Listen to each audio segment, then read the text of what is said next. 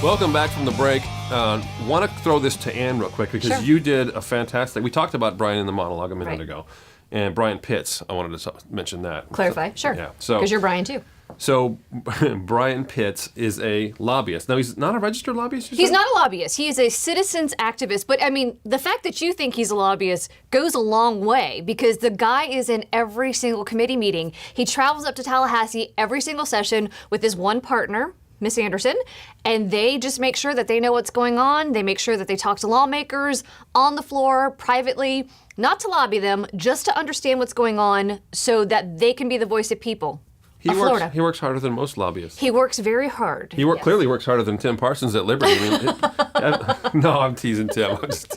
Tim has a campaign going on. Don't be too hard on him. Yeah, or maybe he does. Maybe he doesn't. I tell you what, Tim Parsons at Liberty Partners will be very busy if Ron DeSantis actually does get in the race, and especially if he wins. But back to Brian Pitts.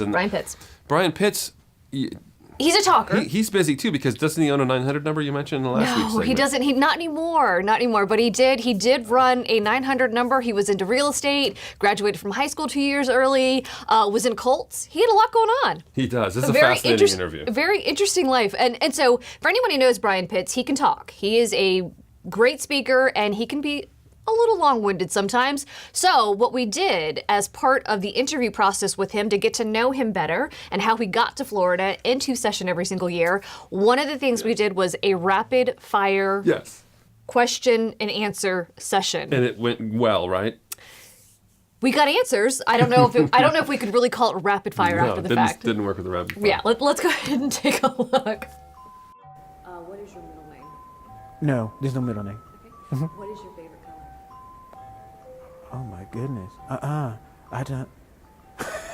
Okay. What's your favorite food? Okay. Maybe purple or blue, maybe in that range. Well, actually, the colors that I wear. So a lot of times it's going to be the blue. A lot of times it's going to be brown. Okay, this color here. Okay, so blue, brown. But food. Oh my goodness. There's a large assortment of food I'll have. I'm sorry, it's no unique one because I like to try something all the time. Sure. Where do you live in Tallahassee? A lot of times. Yeah, because downtown, midtown, out of town. No, when I'm out of there, I don't want to see it. Okay, so I'm far away. Usually it's around. I'll choose somewhere around I-10, so you can't see it. But it's got to be near the Walmart.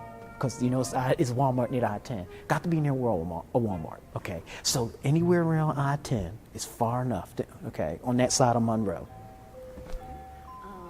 What is your favorite TV show? Oh, no. Oh, my goodness.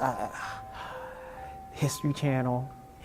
Anything that come on that History Channel, True TV, or National Geographic, both of them. Okay, any of those shows. Who's your favorite singer? I still come from kind of old school.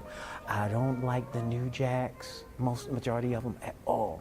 Okay, I know of them, but that ain't the music I grew up with. So I grew up with stuff like Luther Vandross, Anita Baker, okay, even a lot of the European, when the European invasion came back in the 80s. So you found out Duran Duran, Sheena Easton, those kind of groups. Huey Lewis in the news, Chicago. Okay, I mean that's those type of this new stuff. I just can't. I know who they are because you need to know what's going on, but they do not. It's not original anymore. Can you dance? Got to be able for that. Okay, because music never changed on that. Dance is dance, but of course you're gonna see the old stuff. So, but there's not much new dances today anyway, really. Okay, even with the house stuff and techno, what remains of it. Okay, it's not many new dances, so most of them I know. And actually, I keep up to speed with them because there's manuals and books and videos on those. So yeah, I try to be well-rounded. Okay, but yeah. What websites do you read every morning?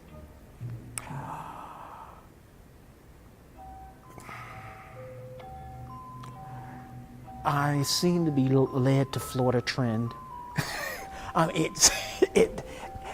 Always the politics.com. Obviously, anything Associated Press is running off. Okay.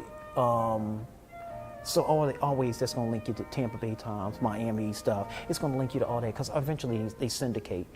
Obviously, News Florida, not News Florida, but the Florida News Service. Yes. Yeah. Okay. Okay. A lot of times, yeah, that's what's coming, and that's for anything, not just legislative stuff. I don't want to know what's going on, of course, around the world. Of course, the shootings continue throughout the state, the different school and workplace shootings. So yes, the MSN stuff, the money stuff. So yeah, because I want to know what's going on with the Dow. What's your favorite act? That I've gotten out of. Yeah, I've gotten out of the sports stuff, really.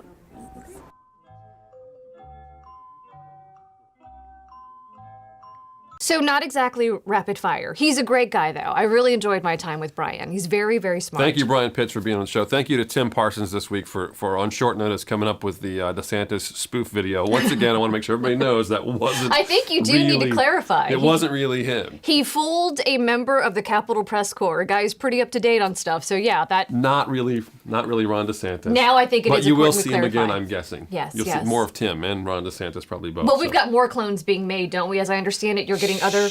Okay.